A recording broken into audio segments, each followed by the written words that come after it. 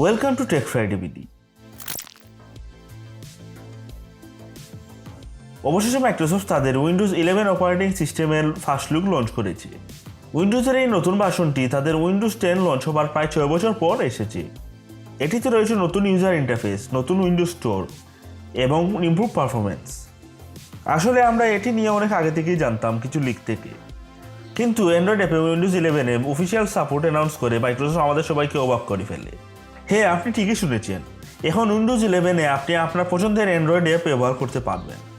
অ্যাপগুলোর নিজস্ব কন্টেইনার থাকবে এবং সাধারণ উইন্ডোজ অ্যাপের মতো এগুলোকে টাস্কবারে পিন, রিসাইজ এবং স্নাপ করা যাবে। মাইক্রোসফট টিকটকের মতো অ্যাপ রান করে দেখিয়েছে যে কীভাবে অ্যান্ড্রয়েড অ্যাপ উইন্ডোজে কাজ করবে। অ্যাপগুলো নতুন উইন্ডোজ স্টোরে লিস্টেড থাকবে এবং মাইক্রোসফট ইন্টেলের সাথে চুক্তি করেছে যাতে তারা ইন্টেল ব্রিজ টেকনোলজি ব্যবহার করে এটিকে রিয়েলিটিতে পরিবর্তন করতে পারে। এটি অ্যাপলের M1 চিপের প্রোগ্রেসের ফলে iOS অ্যাপ ম্যাকওএসে যেভাবে ব্যবহার করা হয় ঠিক তেমনই। এটি তারা আর্ম-বেসড M1 প্রসেসরে সুইচ করার মাধ্যমে সম্ভব করে। অন্যদিকে মাইক্রোসফট লিনাক্স এবং উইন্ডোজের সংমিশ্রণে এটি তৈরি করতে সক্ষম হয়েছে। কিন্তু এখানে সমস্যা রয়েছে, অ্যান্ড্রয়েড অ্যাপগুলো অ্যামাজন অ্যাপ স্টোর থেকে ডাউনলোড করতে হবে, যা উইন্ডোজ স্টোরে রয়েছে। এটি দুঃখের বিষয়, কারণ অ্যামাজন অ্যাপ স্টোরে সব ধরনের অ্যান্ড্রয়েড অ্যাপ পাওয়া যায় না যেগুলো আমরা গুগল প্লে স্টোরে পেয়ে থাকি। তাই আমরা খুবই হতাশাগ্রস্ত গুগল এবং উইন্ডোজের পার্টনারশিপ দেখতে না পেরে। হয়তোবা মাইক্রোসফট গুগলকে প্রস্তাব দিয়েছিল এবং গুগল তা মানেনি। এটি হতে পারে কারণ গুগলের পরবর্তী সিদ্ধান্ত আমরা পর্যালোচনা করলে দেখতে পাই।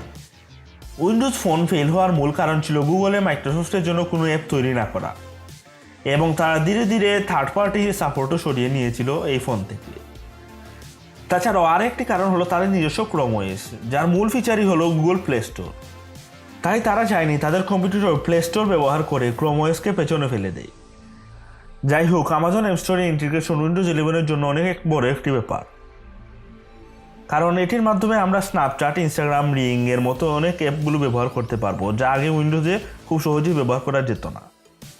আপনার কি মনে হয়? কমেন্ট করে জানিয়ে দিবেন আপনার মূল্যবান মতামত।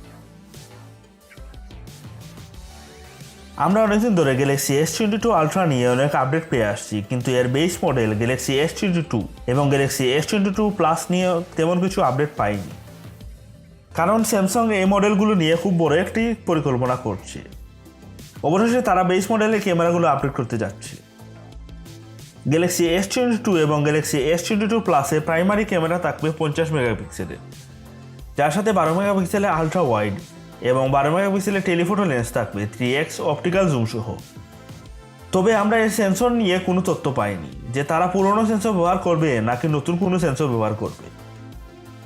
S22 আলট্রা নিয়ে তেমন কিছু বলা হয়নি, তবে আশা করা যায় এটি 200 মেগাপিক্সেল সেন্সর নিয়ে আসবে, যার পিক্সেল সাইজ হবে 0.6 মাইক্রোমিটার। অবশ্যই কমেন্ট করে জানিয়ে দিবেন আপনার মতামত। আজ এই পর্যন্ত। ভালো থাকবেন, সুস্থ থাকবেন। অবশ্যই মাস্ক ব্যবহার করবেন যখন ঘরের বাইরে যাবেন।